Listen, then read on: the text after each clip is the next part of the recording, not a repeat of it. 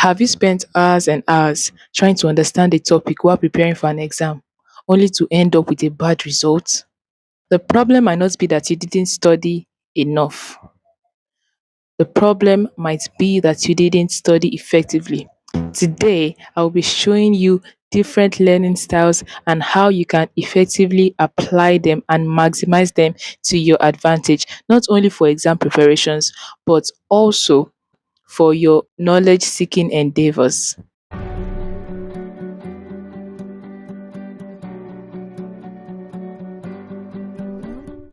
Hello there. My name is Faith Roberts. Today, I'll be explaining different learning styles using the VAC method. This is simply an acronym which stands for visual, auditory, reading and writing, then kinesthetic learning style. So I'll be explaining them and giving you examples of how to use them and also how you can figure out what style works for you. This model simply explains how people have different preferences in how they take in and process information. So I'll be starting with the visual method because that's the first letter in the acronym.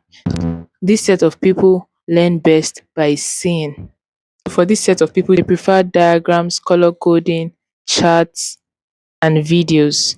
In terms of the videos, not just videos simply explaining things, but videos that show the practicality of what is being explained. So they tend to prefer videos that have practicals that show live experiments of what is being explained or discussed. Now, for the auditory learners, they learn best by listening and speaking. This set of people prefer lectures, group discussions, podcasts, and also listening to explanations, listening to other people explain a particular concept. Next, we have reading and writing. This set of people they prefer to learn, and it is easier for them to understand by reading and writing words down. What works best for them is basically reading textbooks, taking notes and making lists. We can say they understand better when they read and write it down by taking notes, or when they read and write it down in their own understanding. So it is a form of summary for them. So they summarize it or they use other words to better explain what they have just read. So if you find out that you understand things better when you read them and write them down in your own words, that just shows that you learn better with the reading and writing method. Lastly, we have the kinesthetic learning style.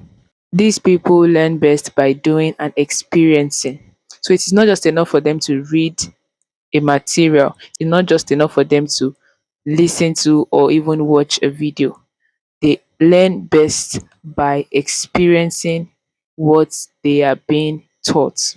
This set of people prefer hands on practice, experiment, movement, role playing, as long as it gets them on their toes, as long as they are actively involved in doing something, they are absolutely learning their best. But when practicals are not involved, it is harder or more difficult for them to understand that concept. So, how do you know which learning style is for you? Firstly, by having some form of self reflection, think about that particular subject or that particular thing that you know so well.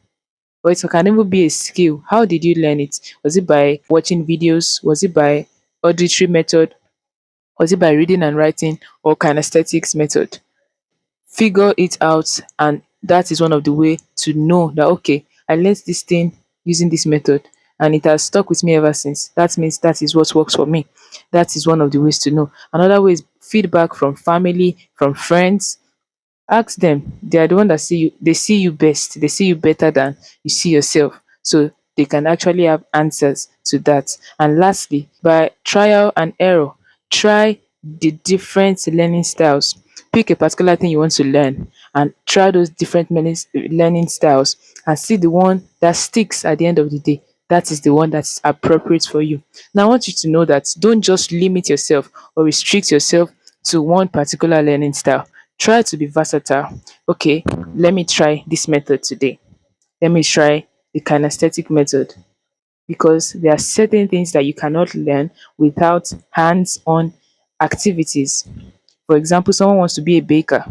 After reading the theoretical aspect of it, watching videos, listening to audios, and seeing how other people are doing it, if you do not actually put in the work to do it yourself, you won't know how to bake. So that is one of the cases that applies, and other things. So this is not only for those preparing for exams or those that are still in school. It is also for you as a person to grow in knowledge. Thank you for joining me again, and see you in the next one.